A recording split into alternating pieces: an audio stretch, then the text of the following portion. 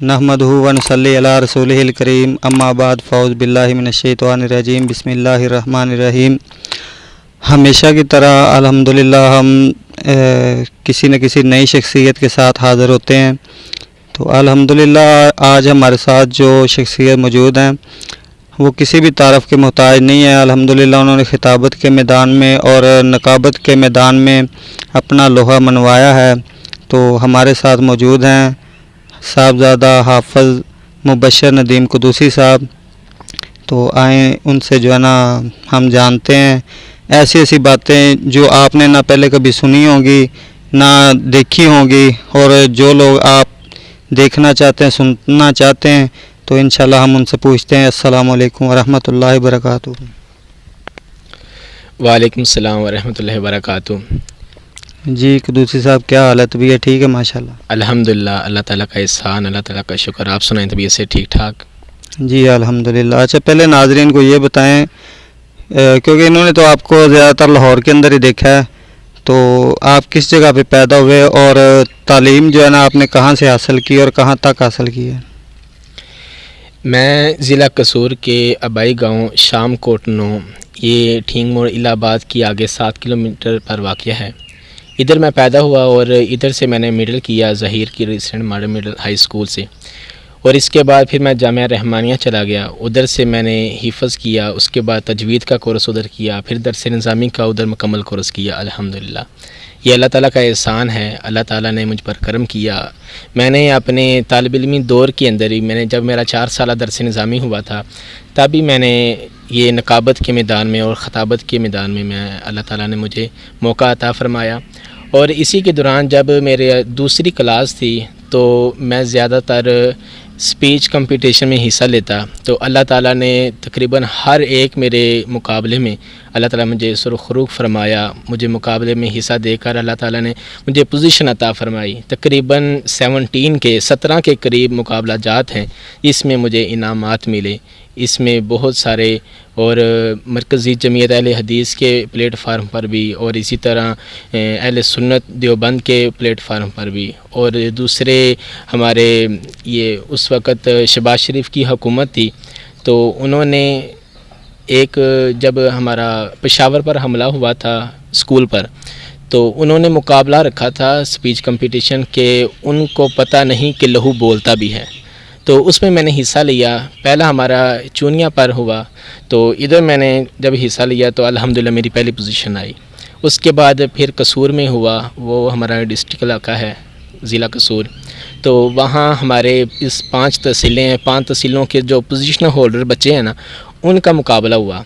तकरीबन हर एक ज़िले से फर्स्ट सेकंड थर्ड 3-3 आते रहे, तो उसमें भी अल्लाह ताला ने मुझे पहली पोजीशन अता फरमाई। तो इलाके का MPA उसने मुझे इनाम दिया, तो शहबाज शरीफ की तरफ से मुझे इनाम मिला। तो इसी हवाले से मुझे सरकारी वाड़ी याफ्ता भी कहा जाता है। माशाल्लाह।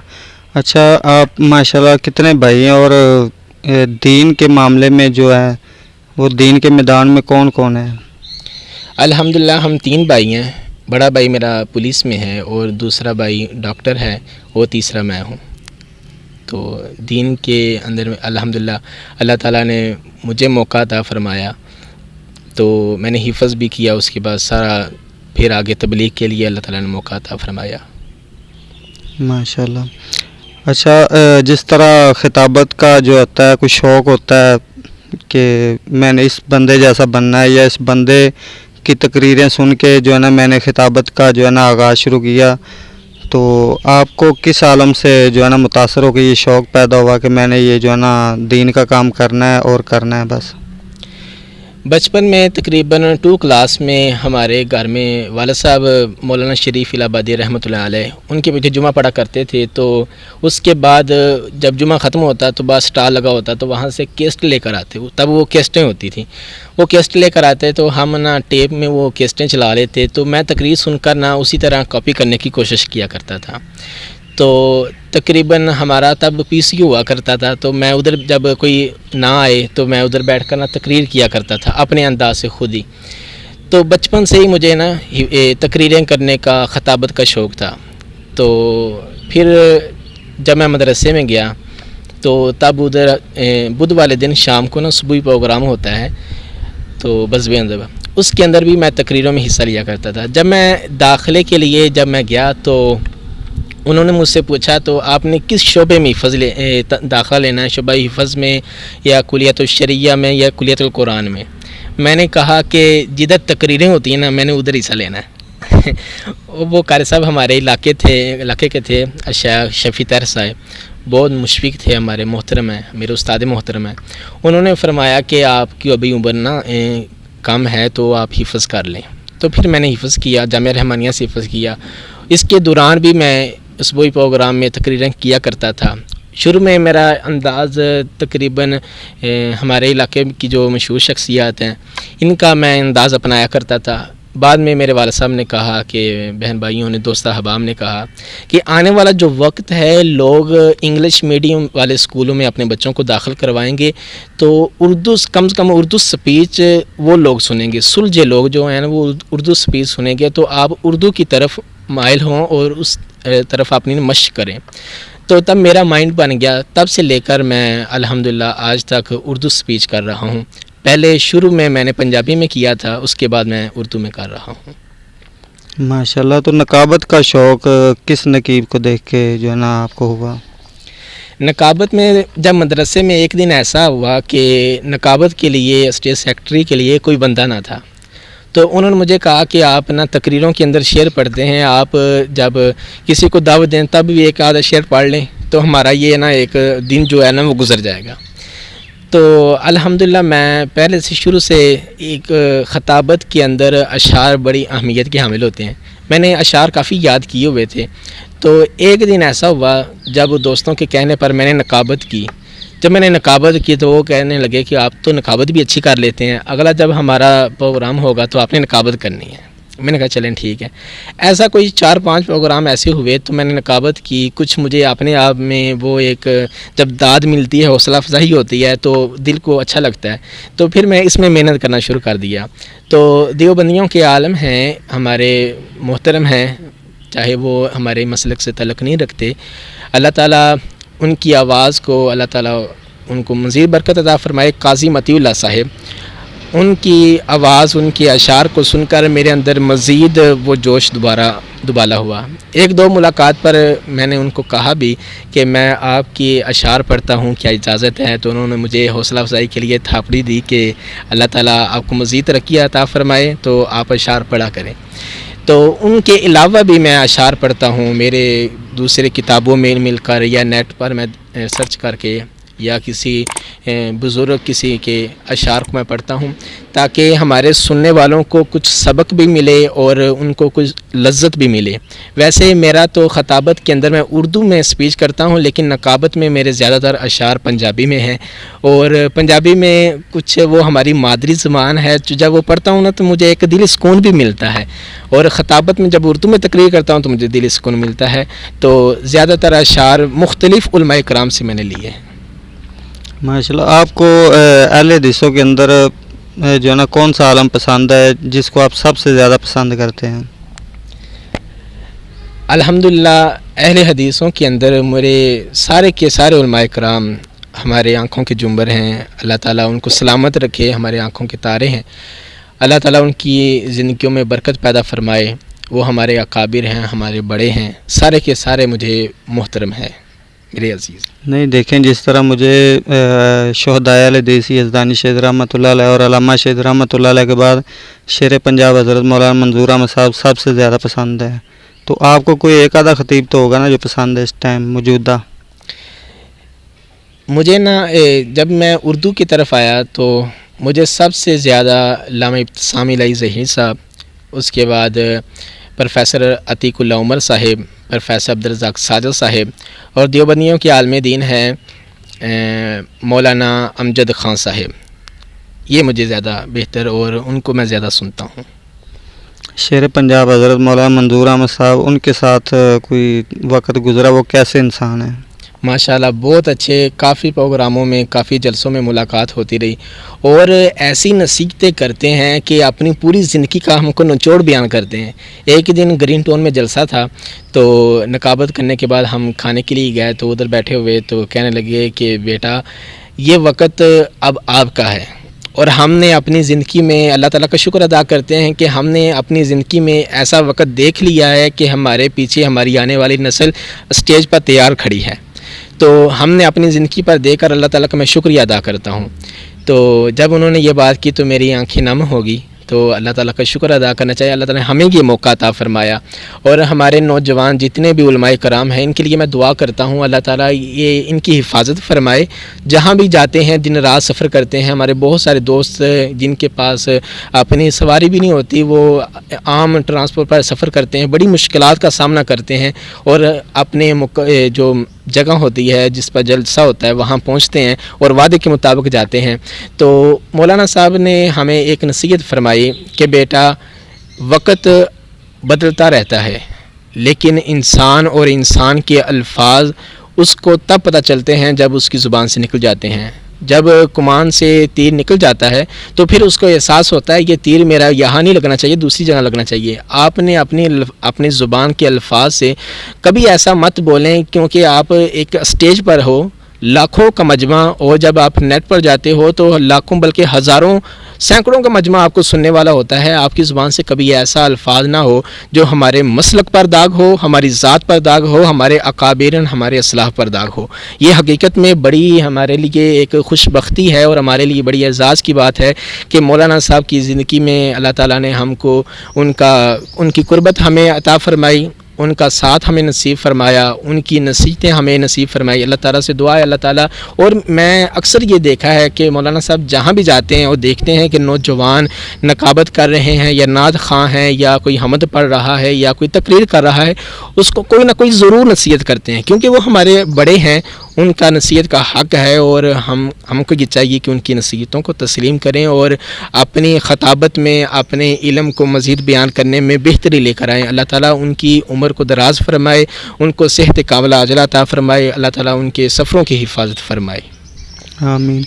اچھا، پچھلے دنوں کسی بندے نے کوئی ایک بات کی ہے شیر پنجاب کے حوالے سے کہ ان کی جی طبیعت بہت زیادہ خراب ہے اور وہ بول بھی نہیں سکتے، تو آپ ایسے بندے کے حوالے سے کیا بات کریں گے کہ ایک اللہ کے ولی کے بارے میں اس نے اتنی غلیظ زبان استعمال کی، جو ان کی طبیعت خراب، وہ بول بھی نہیں سکتے، اور دعاؤں کی درخواست سے، حالانکہ شیر پنجاب کا وضاحتی بیان بھی آیا ہے کہ میں الحمدللہ ٹھیک ہوں، ہلکا پھلکا بخار تھا، تو اس طرح سازشیں کرنے والے لوگوں کے بارے میں آپ کیا کہتے ہیں؟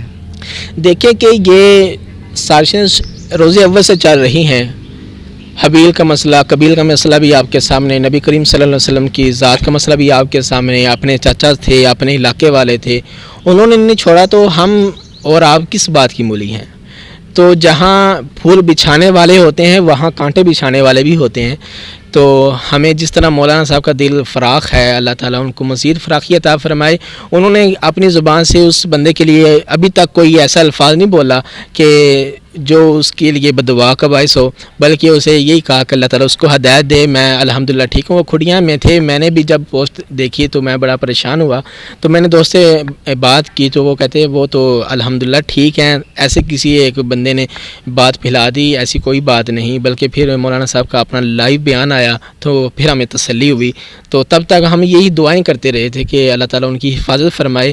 تو الحمدللہ اب بھی ہم دعائیں کرتے ہیں، اور جو بھی شر پسند ہیں اللہ تعالیٰ ان کو ہدایت نصیب فرمائے۔ ہماری یہی دعا ہے، کیونکہ ہم نبی کریم صلی اللہ علیہ وسلم کی امتی ہیں، ان کی انشاءاللہ تعالیٰ نقش قدم پر چلنے کی ہم کوشش کریں گے۔ اللہ تعالیٰ ہمیں توفیق عطا فرمائے۔ پچھلے دنوں مجھے جو ہے نا پتہ چلا، شیر پنجاب صاحب نے خود بتایا، بلکہ ان کو کسی بندے نے بتایا کہ ایک بندے کے پاس نا ان کا کوئی 100 کے قریب بیان پڑے ہیں، تو اس بندے نے یہ بولا کہ جی یہ میں نے خود بنائے تھے، خود ریکارڈنگ کی ہے، تو جب یہ مولانا منظور صاحب دنیا سے جائیں گے، جب وہ فوت ہوں گے، میں تب جو ہے نا وہ نیٹ پہ دوں گا تو لوگ بہت زیادہ سنیں گے، تو کیا ایسا کرنا چاہیے یا نہیں کرنا چاہیے؟ دیکھیں دین کا انہوں نے کام کیا ہے، ٹھیک ہے، ان کے جو ہے نا بیانات جو ہیں کسی کے پاس نہیں ہے، لوگ سننا چاہتے ہیں ان کو نیٹ پہ دیں، لیکن اس طرح کی جو ہے نا گندی سوچ رکھنے کے بارے میں آپ کیا کہتے ہیں؟ نبی کریم صلی اللہ علیہ وسلم نے فرمایا الیوم اکملت لکم دینکم و اتممت علیکم نعمتی، دین اسلام مکمل ہو چکا ہے، علماء کرام اس کے لیے محنت کر رہے ہیں، گلی گلی نگر نگر بستی بستی جا کر. اور میں یہ جانتا ہوں کہ ہمارا ایک پروگرام ایسا تھا مولانا صاحب کے ساتھ، وہ بڑے ویران علاقوں کو چھوڑ کر آگے تھا، تو وہاں بڑی لوگ محبت اور پیار کرنے والے. تو مولانا صاحب نے یہ نہیں کہا کہ یہاں سی ڈی نہیں ہے، یہاں کوئی مووی بنانے والا نہیں ہے، میں تقریر ایسے مدھم انداز سے کر لوں. لیکن میں نے دیکھا کہ مولانا صاحب بغیر ویڈیو کے بھی ایسا بیان کیا جو ہزاروں کے مجمع سے بھی اعلیٰ انہوں نے بیان کیا. تو مولانا صاحب کے ذہن میں ایسی کوئی بات نہیں ہوتی کہ لوگ میری آواز کو، میرے بیان کو چھپا کر رکھیں، بلکہ ان کا یہ ہوتا ہے کہ میں زیادہ سے زیادہ لوگوں کو دین اسلام سناؤں. اور کوئی ایسی بات نہیں کہ لوگ میری آواز کو بند کر دیں، میری آواز کو چھپا لیں، بلکہ میں یہ دعا کرنا چاہتا ہوں کہ ان بھائیوں کے لیے اللہ تعالیٰ ان کو ہدایت نصیب فرمائے کہ مولانا کا اپنا بیان انہوں نے جائز کر دیا. ان کی اگر مولانا صاحب سے بھی آپ یہ بات کریں گے نا، وہ بھی یہ کہیں گے یار اس بندے نے اچھا نہیں کیا، اس کو چاہیے اب اس کو نیٹ پر دے دے تاکہ لوگ سننے والے مزید سنیں. اللہ تعالیٰ ہم یہ دعا کرتے ہیں اللہ تعالیٰ اس کو ہدایت نصیب فرمائے، وہ زیادہ سے زیادہ دین اسلام کے اس قدم کو بھی آگے رکھے کہ اگر کوئی جو مولانا صاحب کو سنتا ہے وہ بھی مولانا صاحب کے سارے بیانات سن سکے. تو اللہ تعالیٰ اس کو ہدایت نصیب فرمائے. ماشاءاللہ آمین. اور آپ نے ایک نماز کورس کے حوالے سے جو کورس شروع کیا تھا، تو کتنے لوگوں نے جو ہے نا اس سے فائدہ حاصل کیا، اور آپ کو کیسا لگتا ہے کہ جب لوگ اس سے فائدہ اٹھاتے ہیں یا آپ کے جو ہے نا کلپ وغیرہ دیکھتے ہیں، آپ سے محبت کرتے ہیں، آپ کو کیسا لگتا ہے؟ اور ماشاءاللہ آپ نے چینل بھی بنایا ہوا، اس کے حوالے سے آپ کیا کہیں گے؟ جی، میرا چینل قدوسی اسلامک سینٹر، اس پر بھی میں نے اس اپنے جو ہے نا نماز مع ترجمہ کورس اس کو محفوظ کرنے کے لیے بھی سینٹر رکھا گیا ہے تاکہ لوگ ادھر سے بھی ریسرچ کر کے دیکھ سکتے ہیں. تو کچھ ساتھیوں کی فرمائش تھی کہ ہمیں نا نماز نہیں آتی، عمر کو اتنی زیادہ ہو گئی ہے کہ مسجد میں جا کر قاری صاحب سے پڑھنے کے لیے ہمیں بہت مشکل ہوتی ہے، ایک شرم بھی محسوس ہوتی ہے جب عمر زیادہ ہو جائے. تو ہمارے لیے کوئی ایسا آپ بیان کر دیں تاکہ ہم نماز سیکھ سکیں. پھر ہم نے اس کا مطالعہ کیا، اس کی تقدم میں کافی علماء کرام سے میں نے مشورے لیے، تو پھر ہم نے اس کی ریکارڈنگ کی. تو الحمدللہ پھر اس کو اس انداز سے بیان کیا گیا کہ جس طرح ایک بچے کو پڑھایا جاتا ہے نا، بالکل تھوڑا سا سبق اور ایک ایک لفظ کر کے سبق، اور اس کے بعد اس کے تلفظ کی ادائیگی بھی ایک ایک لفظ کر کے جس طرح پڑھایا جاتا ہے، یعنی کہ تھوڑا دیر پڑھ کر اس کے بعد رک جاتا ہوں، اس کے بعد پھر دوسرا جس درمیان میں وقفے میں رک جاتا ہوں نا، وہ دوسرا بندے کو موقع ملتا ہے تاکہ وہ بھی پڑھے اور اپنی زبان کے ساتھ وہ پڑھ کر اس کو زیادہ ذہن نشین ہو جائے گا. تو اس کے ساتھ میں نے ترجمہ بھی کیا، اس کی تفسیر بھی کی تاکہ ہمیں پتہ چلے کہ نماز کے اندر ہم اللہ تعالیٰ سے کیا گفتگو کر رہے ہیں اور اللہ تعالیٰ سے کیا ہم اس کی حمد و ثنا بیان کر رہے ہیں، اللہ تعالیٰ سے کیا مانگ رہے ہیں. ہمیں سارے کا سارا معلوم ہونا چاہیے کیونکہ یہ مسلمانوں کی معراج ہے، اللہ تعالیٰ سے گفتگو کا ایک طریقہ ہے نماز، اور جو ہم ایک دن میں 5 وقت ادا کرتے ہیں، کم از کم اس کا ہمیں ترجمہ ضرور آنا چاہیے. اور اس میں کسی مسئلے کا اختلاف بھی نہیں، ہر ایک مسلک والا کہتا ہے کہ 5 نمازیں ہیں اور سب کی ایک تسبیحات ہے، تو ہر ایک کو چاہیے اس کا ترجمہ ضرور سیکھیں. اور الحمدللہ تقریباً 14,000 کے قریب لوگوں نے اس سے فائدہ اٹھایا. واٹس ایپ پر سب سے زیادہ لوگوں نے دیکھا، اس کے اندر تقریباً 11 کے قریب ملکوں کے اندر یہ نشر ہوا. اور مجھے ایک دبئی کے اندر ایک بندے نے کال کی، کہنے لگا کہ آپ صاحب ہم نے ادھر ہماری ایک فیکٹری ہے، اس کے اندر تقریباً 100 کے قریب مسلمان رہتے ہیں، پاکستانی رہتے ہیں. تو انہوں نے اکثر لوگوں کو نماز نہیں یاد تھی. تو جب میں نے اپنا ایک گروپ بنایا، نماز مع ترجمہ کورس کا گروپ بنایا، جو آپ کی ویڈیو آتی تھی میں اس میں بھی سینڈ کرتا تھا، تو بڑے لوگ اس کو فائدہ پہنچتا، تو لوگ بڑے اچھے اچھے کمنٹ دیتے، یہ آپ کے لیے بڑی ایک نیکی کا کام ہے، صدقہ جاریہ کا کام ہے. ہم کافی دیر سے یہ ایک تمنا رکھتے تھے کہ ہم کہیں جائیں، کسی قاری صاحب کے پاس جائیں تو وہاں ہم نماز سیکھیں، لیکن شرم کے مارے جایا نہیں جاتا تھا. جب یہ آپ نے ویڈیو سینڈ کیا، الحمدللہ ہم کو مکمل نماز بھی یاد ہو گئی اور ترجمے کے ساتھ یاد ہو گئی ہے، اور یہ میرے لیے بڑی خوشی کا دن تھا. اور اسی طرح ساؤتھ افریقہ سے بھی کال آئی، اور ایک تو ہمارے علاقہ کا، ہمارے پاکستان کا علاقہ گجرانوالا، آگے کچھ علاقہ ہے، انہوں نے مجھے کال کی کہ یہ علاقہ بالکل چھوٹا سا ہے، دیوبندی بھی ہیں، اہل حدیث بھی ہیں، سنی بھی ہیں، سارے کے سارے لوگ. تو نماز ہم جو نماز پڑھتے ہیں ایک کمرے کے اندر پڑھتے ہیں، مسجد نہیں ہے.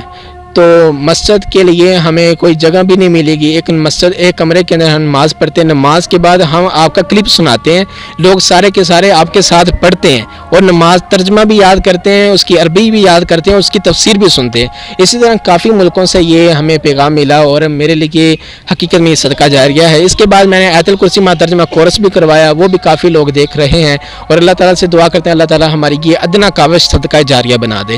جتنے لوگ اس کے لیے کوشش کر رہے ہیں تو جس کو شیئر کر رہے ہیں اللہ تعالیٰ سب کے لیے صدقہ جاریہ بنائے. آمین آمین. اور آخر میں اپنے چاہنے والوں کو چینل کے حوالے سے کوئی پیغام؟ آخر میں آپ تمام بھائیوں سے یہ گزارش کرتا ہوں کہ دین کی آواز جب بھی آپ کو ملے آپ ضرور آگے شیئر کریں. کوئی پتہ نہیں کہ آپ کے شیئر کرنے سے کتنے لوگوں تک جاتی ہے اور کتنے لوگوں کے دلوں میں وہ اس کی بات بیٹھ جاتی ہے اور آپ کے لیے بھی صدقہ جاریہ ہوتا ہے. کبھی ایسا مت سوچیں کہ ہم اگر کسی کی بات کو سینڈ کریں گے تو اس کی پبلسٹی ہوگی. کوئی ایسی بات نہیں, بلکہ جب بھی آپ کو دین کی آواز ملتی ہے, حق کی آواز ملتی ہے اور صدقہ جاریہ کی بات ملتی ہے تو اس کو آپ ضرور شیئر کریں. قدوسی اسلامک سینٹر اور اسی طرح یزدانی میڈیا, شہید سینٹر, علامہ احسان اور جتنے بھی چینل ہے اسلامک چینل, اس کو ضرور سبسکرائب کیجئے اور بیل آئیکن کو بھی دبائیے تاکہ آپ کو ہر ایک اسلامی آنے والی ویڈیو ملے. کیونکہ اگر آپ اسلام کے ساتھ اٹیچ نہیں ہوں گے تو شیطان اپنے آپ کو اپنے ساتھ اٹیچ کر لے گا, جس کی وجہ سے آپ کا ٹائم بھی ضائع ہوگا.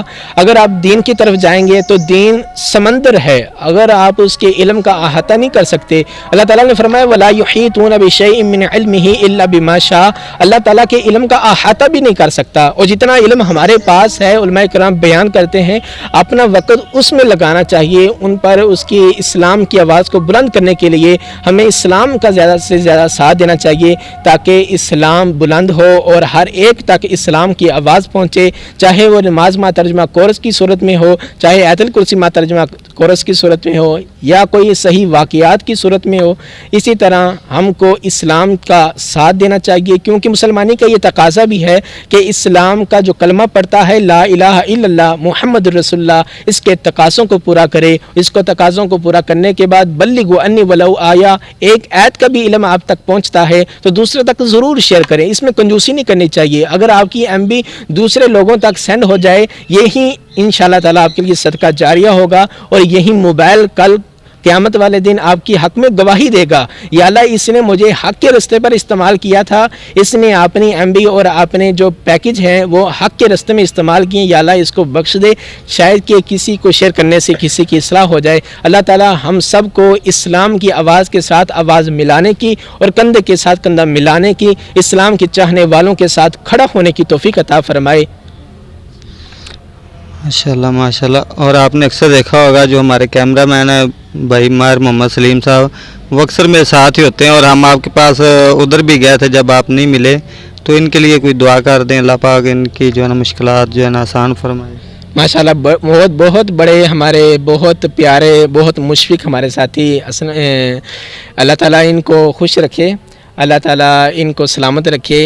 کیا نام سلیم صاحب, اور ان کی والدہ بھی فوت ہوئی, اللہ تعالیٰ ان کی والدہ کو جنت فردوس میں اعلیٰ مقام نصیب فرمائے, ان کے لیے ان کو صدقہ جاریہ بنائے, ان کے صغیرہ کبیرہ گناہ معاف فرمائے, اور ان کے گھر میں خیر و برکت کا نزول پیدا فرمائے. ان کی اولاد کو اللہ تعالیٰ نیک بنائے, ان کو بھی نیک بنائے, جو نیکی کا کام کرتے ہیں اللہ تعالیٰ استقامت عطا فرمائے, اور ان کے لیے بھی صدقہ جاریہ بنائے. حقیقت میں یہ بھی ایک کام صدقہ جاریہ ہے, کیونکہ یہ کیمرہ مین ہیں, یہ نیکی کی بات کو ریکارڈ کر رہے ہیں, پھر انہی کے ذریعے آگے جانی ہے. اللہ تعالیٰ ان کے لیے بھی صدقہ جاریہ بنائے, اور جتنے بھی کیمرہ مین ہیں سب کے لیے دعا کرنی چاہیے, فراخ دل رکھنا چاہیے. اللہ تعالیٰ ہر ایک کی, جس طرح ناصر بھائی ہیں, اللہ تعالیٰ ہر ایک کی اس کی محنت کو قبول فرمائے, اس کے لیے صدقہ جاریہ بنائے. آمین. تو ناظرین ابھی اذانیں شروع ہو گئی ہیں, تو انشاءاللہ مزید جو ہے نا کسی نئی ویڈیو میں ملتے ہیں. تو ماشاءاللہ قدوسی صاحب سے بات کر کے ملاقات کر کے بڑا مزہ آیا, یقیناً آپ کو بھی آیا ہوگا سن کے. تو ہمیں اجازت دیجیے, اللہ حافظ, السلام علیکم ورحمۃ اللہ وبرکاتہ.